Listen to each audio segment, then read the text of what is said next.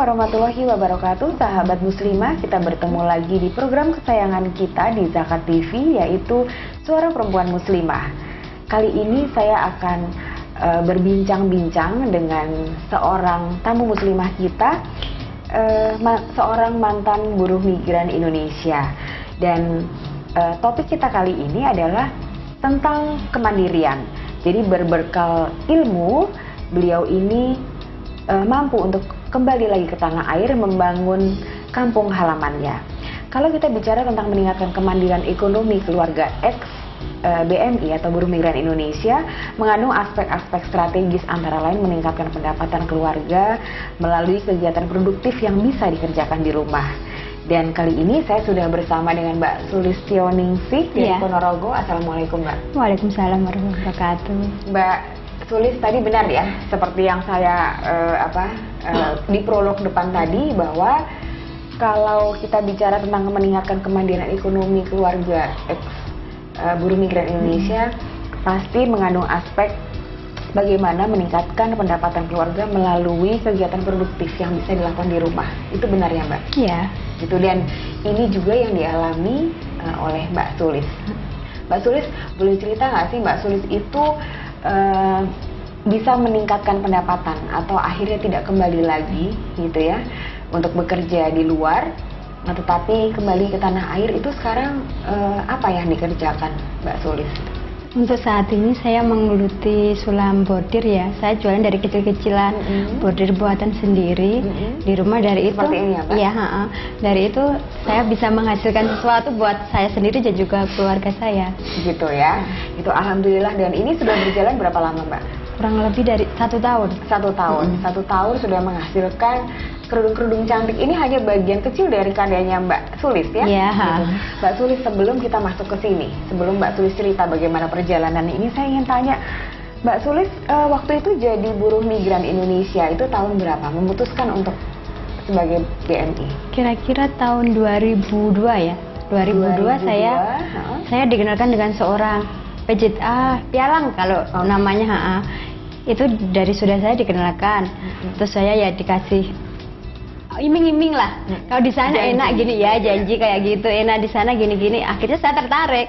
Saya sama teman saya mendaftarkan ke namanya Mbak Tuti itu. Saya mendaftarkan ke beliau. Akhirnya saya di sana ada masuk PJTKI yang di Jakarta tahun 2002. Terus sekitar di penampungan berapa? 2 bulan lah. Saya diterbangkan ke Singapura. Ke Singapura. Jadi itu adalah kota negara pertama kali. Itu yang memilih adalah Mbak saya sendiri.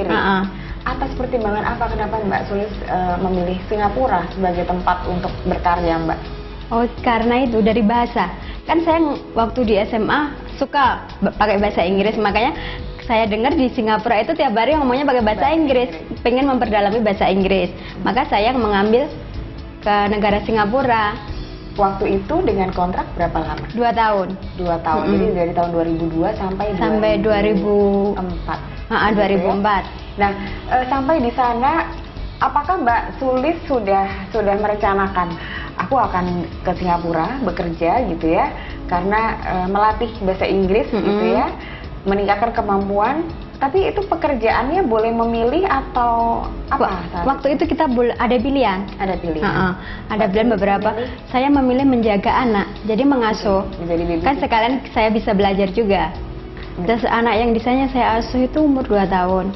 Umur 2 tahun. Gitu. Dan apa yang Mbak Sulis cita-citakan memperlancar bahasa Inggrisnya itu terpenuhi? Iya, alhamdulillah.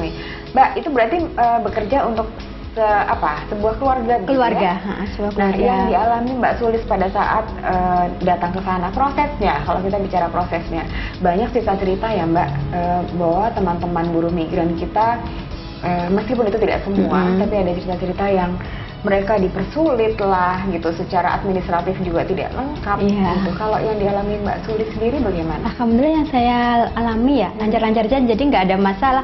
Waktu di PT pun kan saya menjadi ketua grup gitu di asrama, jadi saya selalu menghandle teman-teman kalau belajar bareng gitu, saya ngurusi apa-apa. Kalau di PT kan gitu Mbak, di asrama ada harus menjadi ketua yang gini gitu. Jadi ada di dalam itu juga diberi bekal tanggung jawab. Diberi bekal. Bicara soal pemberian bekal tanggung jawab, ya banyak sekali kalau tadi kasus ya, kita bilang kasus-kasus yang tidak enak untuk didengar gitu ya, tidak enak untuk dirasakan, bahwa kelemahan mereka itu ternyata kurang membekali diri sehingga menjadi buruh migran yang tidak cerdas. Sementara kita tahu bahwa buruh migran yang cerdas itu akan menjadi nyaman dan aman gitu ya.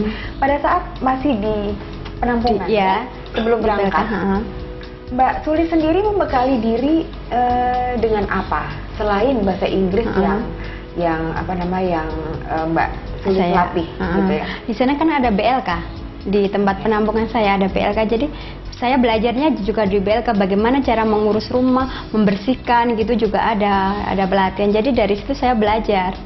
Oke, jadi begitu nanti diberangkatkan itu Mbak Sulis dan teman-teman sudah menjadi siap. Tenaga kerja yang siap begitu ya. Kenyataannya di sana apakah sama dengan yang diajarkan di penampungan, Mbak? Beda banget. Beda banget. Iya, beda banget. Beda banget itu kira-kira gimana sih ceritanya? Jauh. Kalau waktu di BLK ya, kita harus gini-gini, tapi kenyataannya kita di sana apa yang kita kerjakan di sana beda dengan yang kita pelajari waktu di BLK. Bedanya artinya apa cara penyajian? Kalau kita mau menyajikan sesuatu minuman ya, minuman gitu caranya kan orang Cina beda emang sama orang Indonesia. Betul, kan. Karena kulturnya juga beda. Makanya dari sana kita belajar lagi. Tapi alhamdulillah majikan saya kan orangnya nggak begitu cerewet. Jadi ya kamu bisanya apa ya udah sambil belajar gitu aja. Kalau masak pun juga gitu. Apa yang saya bisa ya udah itu kamu masak aja, kan saya diberikan buku, jadi saya mengikuti buku kalau masak. Jadi berarti pelatihan yang dibekali di BLK ini sangat dasar sekali ya, Mbak? Cuma basic-basicnya kan. Nah sekarang Mbak, pada saat sampai di sana gitu, Mbak Sulis masih ada kesempatan untuk bersosialisasi dengan teman-teman yang tadi sama-sama berangkat? Nggak sama sekali. Nggak sama sekali. Untuk sharing begitu, gimana ya? Kemarin kita pada saat di BLK diajar gini kok, ternyata di lapangan seperti ini gitu.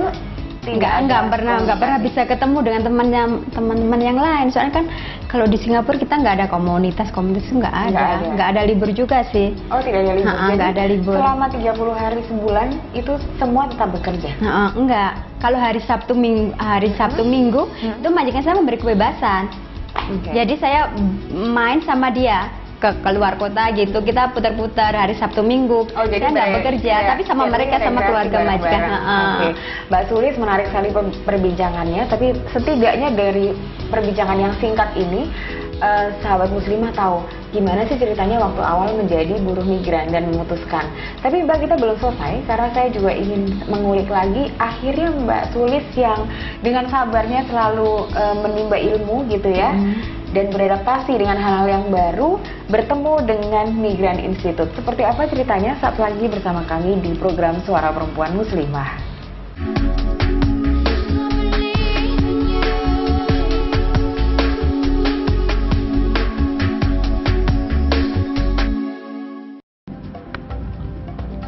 Semangat kemenangan harus berasal dari sportivitas yang datang dari hati.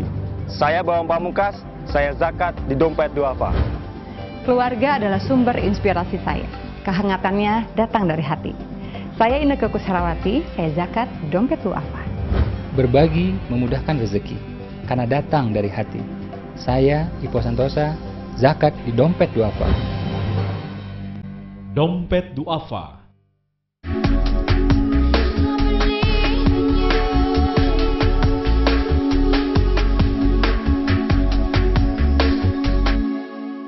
Sahabat muslimah, kita lanjutkan perbincangan kita dan kini kita beralih ke cerita bagaimana Mbak Sulis bertemu dengan Migran Institute. Mbak, tadi kan Mbak Sulis ini ternyata juga termasuk pribadi yang nggak bisa diem ya?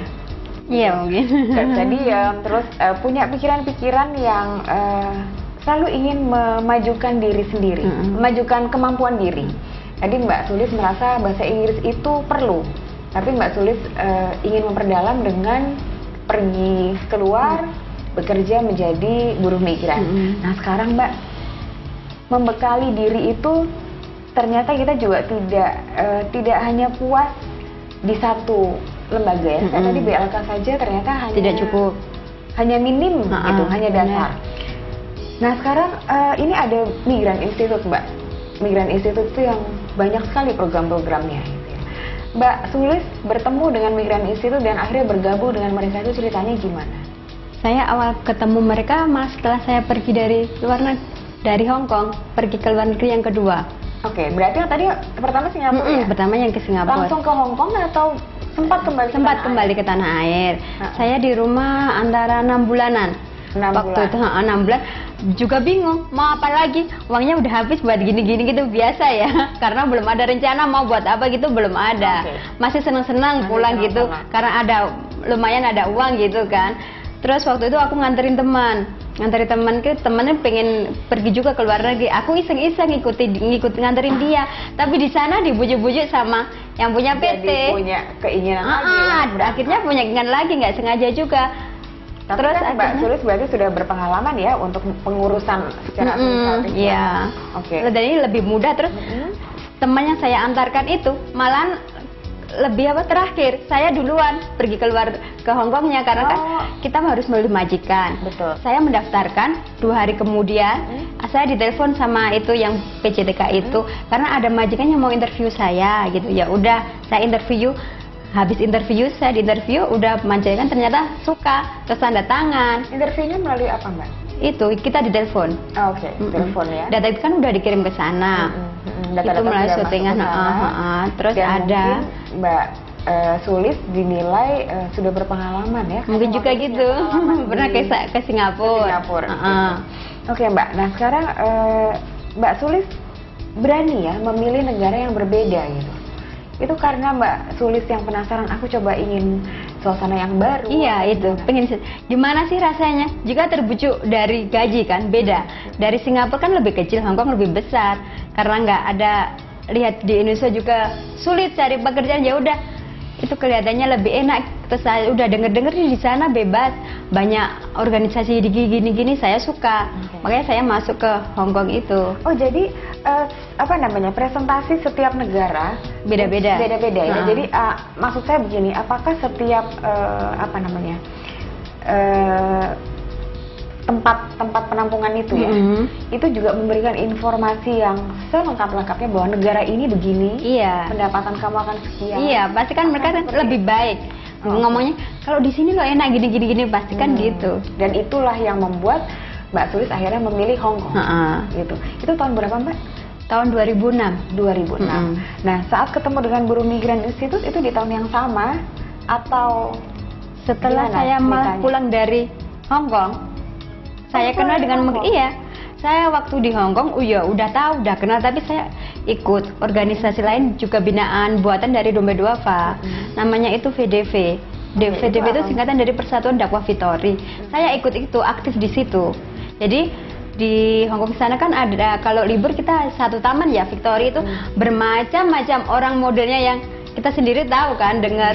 Makanya saya ikut dakwah, mendakwai mereka. Ada yang teman-teman yang model kayak gimana gitu, kita dekati mereka. Jadi biar mereka satu kawasan tersendiri khusus gitu ya, orang-orang BMI, koloni-koloni. Ada yang kalau kita lihat ada yang pengajian, ada yang pengajian, ada yang main gitu kan, yang negatif-negatif gitu. Makanya kita dekati yang negatif-negatif itu. Aku ikut VDV itu karena itu, pengen mendekati teman-teman yang itu biar mereka tuh akhirnya nggak salah jalan. Karena di Hong Kong kan terkenal dengan negara bebas banget, kita mau ekspresi apa saja bisa kan. Mau jadi orang baik juga mudah, apalagi orang jelek pasti jadi lebih mudah. Itu bukan Migran Institute justru yang yang diikuti oleh Mbak Sulis ya? Bukan. Pertama kali bukan saya. Mbak Sulis datang ke pulang karena saya cuma satu kontrak di sana itu ya. Pada tahun 2006 enggak dong, 2009. Oh 2009 karena kan satu kontrak lebih kan, saya ada tambahan. Oh oke. Ada tambahan gitu, tambahan 6 bulan lah. 6 bulan saya memutuskan untuk ngeberi kontrak pulang. Nah, bertemunya dengan Migran Institute itu ceritanya? Ini dari teman yang pulang dari sana. Itu teman saya pulang dari sana, kan di Indonesia udah kenal, ngajak nggak ada. Dia info di di Ponorogo ada dompet duafa loh yang mau, itu dari direkturnya mau ke sini, makanya iseng-iseng saya ikut. Terus akhirnya udah tahu kok di sini ternyata ada organisasi kayak gini yang dulu diteruskan di Hong Kong. Pokoknya saya setiap ada acara itu ikut, terus akhirnya saya dia mandatin aktif karena di teman-teman di Borgo juga nggak ada yang mau ngurusin, sibuk dengan keluarga sendiri mereka masing-masing kan. Dan waktu itu saya juga belum punya keluarga, jadi saya masih single, jadi bisa kemana-mana bebas kan, masih bebas, masih bebas kemana-mana. Iya. Nah, Mbak, tapi apa sih setelah bergabung dengan Migran Institute atau sebelumnya, apa yang menarik dari Migran Institute untuk Mbak Sulis? Kemudian Mbak Sulis jadi ingin dekat dengan mereka dan masuk ke dalam organisasi itu. Dari yang saya ketahui ya, itu mereka kan suka punya program memberdayakan teman-teman yang purna atau yang udah di sana. Mas saya tertarik gimana sih melihat dari Ponorogo begitu banyak TKI dan mereka itu kalau pulang juga bingung karena saya pernah ngalami sendiri kan, mau apa. Makanya kalau ikut itu bisa nggak saya lebih baik dari yang dulu. Jadi saya nggak bingung lagi kalau pulang yang kedua ini. Makanya saya ikut itu. Itu di Migran Institute itu apakah juga diarahkan gitu? Jadi misalnya begini, mungkin teman-teman ex buruh migran itu sudah pintar, ya sudah, tapi mereka masih bingung ingin berbuat apa. Kan? Itu apakah dari Migran Institute memberikan pandangan-pandangan begitu? Iya, makanya kita diarahkan suka menjahit, gimana caranya kamu bisa menjadi seorang penjahit yang profesional, bisa menghasilkan gitu. Nah, apakah itu juga diajarkan manajemennya, Mbak? Karena kan menjadi profesional berarti kita juga harus mengatur waktu. Kita bicara manajemen tidak hanya soal uangnya ya, pendapatannya, tapi manajemen waktu, manajemen organisasinya. Kalau nanti ada yang bekerja di kita, bagaimana? Apakah itu di Migran Institute juga Iya, diajarkan kita. Kan kita diadakan pelatihan-pelatihan dan juga seminar-seminar tentang motivasi dan juga pelatihan-pelatihan. Dari situ saya belajar. Nah, pada saat sudah membangun usaha, apakah pihak Migran Institute juga melakukan pendampingan sampai ini bisa berdiri sendiri? Pendampingan sih ada. Waktu dari seperti apa, Pak? Kalau saya sendiri waktu ini, saya kan ikut kursus ya, tapi dari luar, bukan dari Migran Institute ya, di Ponorogo sendiri, sama kakak saya ikut kursus ini buat bordir. Jadi sementara di Migran Institute sendiri ada juga, tapi kan saya belum tahu waktu itu. Saya keduluan saya ikut sendiri, jadi baru tahunya setelah saya iseng-iseng ini, saya kelihatannya kok suka buat bordir gini-gini, ya udah saya teruskan, saya ikut kursus di Ponorogo dengan bayar kan waktu itu. Oke. Nah, Mbak, kita sekarang jeda dulu karena saya juga ingin tahu nih siapa yang mendesain ini dan bagaimana akhirnya Mbak Sulis berhasil berusaha sendiri, punya usaha sendiri, bordir dan jahit. Betul ya, Mbak ya? Iya. Sahabat Muslimah, saat lagi kita akan kembali lagi berbincang banyak hal tentang usaha yang dijalankan oleh Mbak Sulis Tioningsi di program Suara Perempuan Muslimah.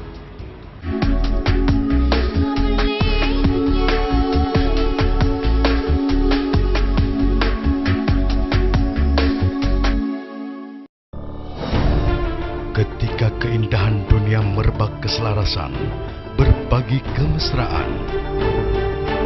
Ketika sejuta tangan merangkai kebahagiaan dalam kehidupan yang harmoni. Ketika zakat Anda wujudkan indahnya dunia.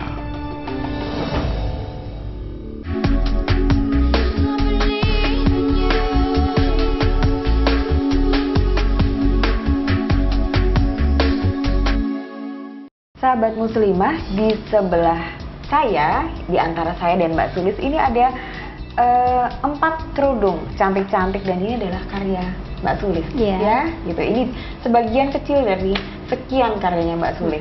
Mbak Sulis, kalau boleh tahu, Mbak Sulis ini memproduksi kerudung saja atau ada juga yang satu style gamis dengan biasanya kerudung? Ya apa dibuat ada gamis ya polos, terus kita bordir. Ada orang yang memesan buat dibordir sedikit-sedikit itu bisa. Nah, itu kan ada tergantung pesanan.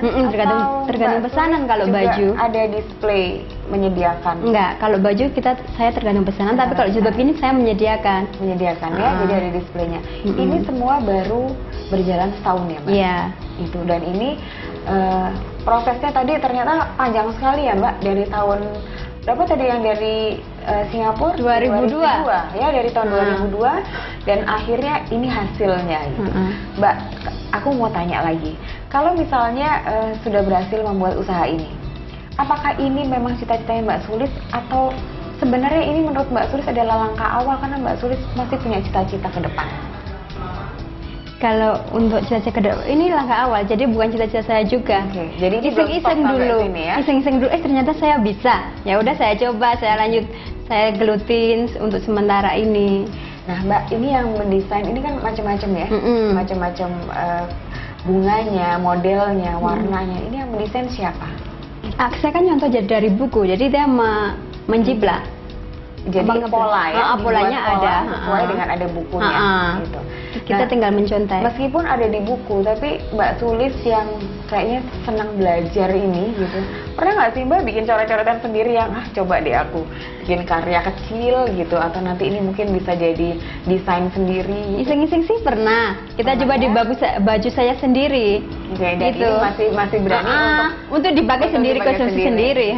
Tapi memang sih Mbak, kadang-kadang ada banyak yang bilang bahwa seorang penjahit atau seorang desainer atau seorang perancang ya gitu ya, perancang model itu sebenarnya yang jadi bahan untuk contoh itu badannya sendiri. Benar ya gitu ya. Kalau kita merasa cocok pas maka gitu kan kita senang dan kita punya keberanian untuk membuat. Mbak, bicara soal keberanian gitu ya, tidak semua orang punya keberanian untuk berusaha gitu, apalagi terlebih Mbak Sulis tuh sudah ke Singapura gitu ya, ke Hong Kong, yang itu adalah negara yang nyaman begitu. Apa yang dengan gaji yang lumayan, apa yang ingin bisa dibeli, begitu kan? Nah begitu kembali ke tanah air, banyak sekali penyesuaian, bukan begitu Mbak? Iya benar banget. Adaptasi ya, meskipun ini kampung halaman sendiri. Iya benar banget. Kita terbiasa di sana, apa-apa bisa beli, apa-apa bisa. Sekarang kalau di sini uangnya beda banget, terbatas, kan? Ya. Terbatas, kita harus pintar-pintar memanage uang. Kalau kita menghamburkan uang juga, kita apa-apa mau beli tinggal beli gitu. Kayak waktu dulu saya di luar negeri, nggak bisa juga seperti itu kan? Apalagi harga di Indonesia ini kadang seperti tidak ada pakemnya. Hari ini bisa naik, besok tiba-tiba naik beberapa kali lipat. Nah, tapi gimana caranya Mbak Sulis gitu ya untuk menekan atau menahan biasanya teman-teman kita atau sahabat-sahabat kita buruh migran yang tadi dengan gaji yang lumayan gitu ya, dan dengan fasilitas yang serba mumpuni di negara itu, mereka keinginan seperti tadi, aduh aku ingin beli ini gitu ya.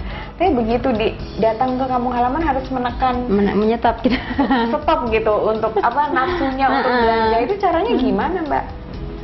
Dengan kalau saya sendiri sih, karena di sana menurut saya model-modelnya di sana kan lebih baik, jadi di sini seleranya udah beda.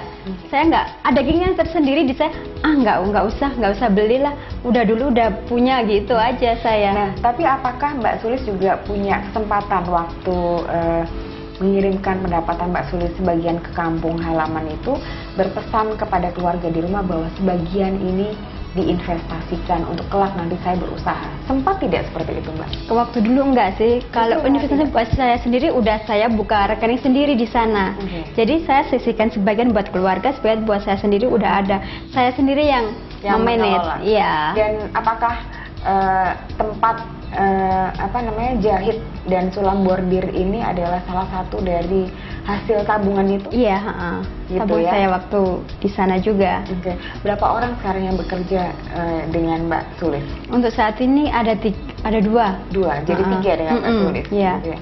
Siapa yang mereka Mbak? Itu adalah juga saudara-saudara saya sendiri, kakak saya. Karena yang memulai dulu juga kakak saya. Jadi sebenarnya kakaknya Mbak Sulis juga yang lebih suka, dia penjahitnya. Oh, dia penjahitnya.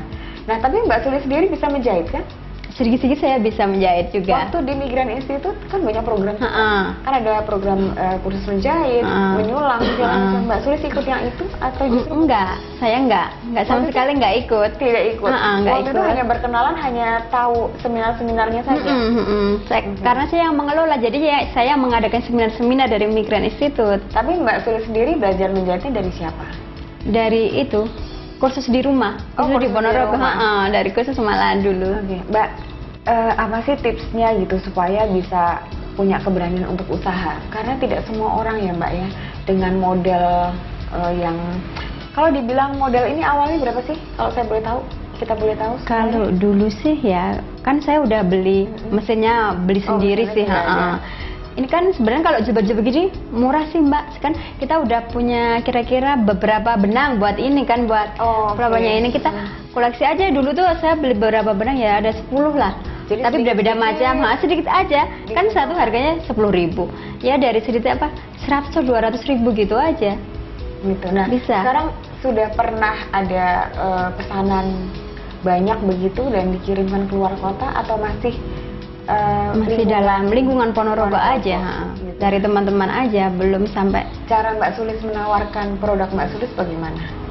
Saya menawarkan, saya pakai sendiri, kayak pakaian gitu ya.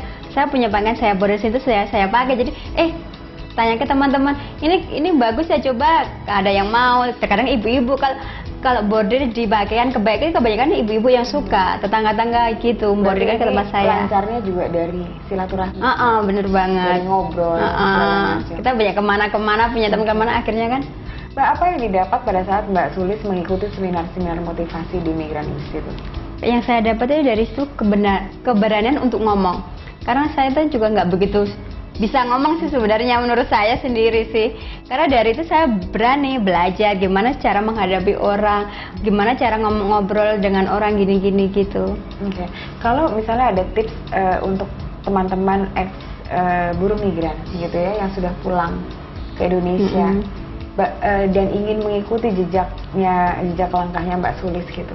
Mereka ingin kenal juga dengan buruh migran atau kenal juga dengan mengikuti program-programnya mereka. Di mana mereka bisa mendapatkan informasinya, Mbak? Kalau di Ponorogo sendiri ya bisa menghubungi Sekretariatan Ponorogo. Oke, dan kebetulan Mbak Sulis menjadi kebetulan saya yang mengkoordinator, jadi bisa menghubungi. Ya. Oke, nah itu di Kota Ponorogonya atau? Di Kota Ponorogo. Kota Ponorogo. Nah, pada saat nanti bergabung gitu ya, itu apakah ada ketentuan-ketentuan sendiri, Mbak? Kalaupun ada, seperti apa? Ketentuan-ketentuannya untuk bergabung dengan kita sih sebenarnya simpel. Mereka ada niat aja, niat untuk bisa memberdayakan diri sendiri. Maka terus satu tuh, dan kebanyakan dari kita adalah alumni dari buruh migran dan keluarganya. Jadi keluarganya pun juga bisa kita berdayakan. Meskipun si keluarga ini belum pernah keluar. Kan dia mendapat uang juga dari pelakunya, dari BMI-nya sendiri. Oke. Jadi berarti organisasi yang dikoordinir oleh Mbak Sulis ini juga membimbing bagaimana mengelola uang itu. Uang itu, bener banget. Nah, untuk usia, apakah harus sepanjang itu adalah usia produktif? Iya, sepanjang usia produktif. Kita nggak menentukan usia berapa enggak. Kalaupun misalnya maksudnya sudah manula tapi masih punya kemauan, nggak apa-apa. Bisa dibimbing. Iya, bisa aja. Mbak, terima kasih banyak dari obrolan yang singkat ini. Kita setidaknya tahu sahabat muslimah bagaimana perjalanan seorang buruh migran yang sebenarnya yang diharapkan tidak hanya harus stay di sana ya, menikmati beragam fasilitas, menikmati nikmatnya mendapatkan gaji yang besar, tapi yang harus kita upayakan adalah kembali ke tanah air dan tentu saja menjadi mandiri. Sekian lama bekerja menjadi buruh migran tidak hanya mengumpulkan uang, tapi juga pengalaman dan memanfaatkan keduanya menjadi modal sendiri, menjejakkan kaki dalam kemandirian. Kita akan berjumpa lagi di program Suara Perempuan Muslimah dengan episode yang tidak kalah menarik. Wassalamualaikum warahmatullahi wabarakatuh.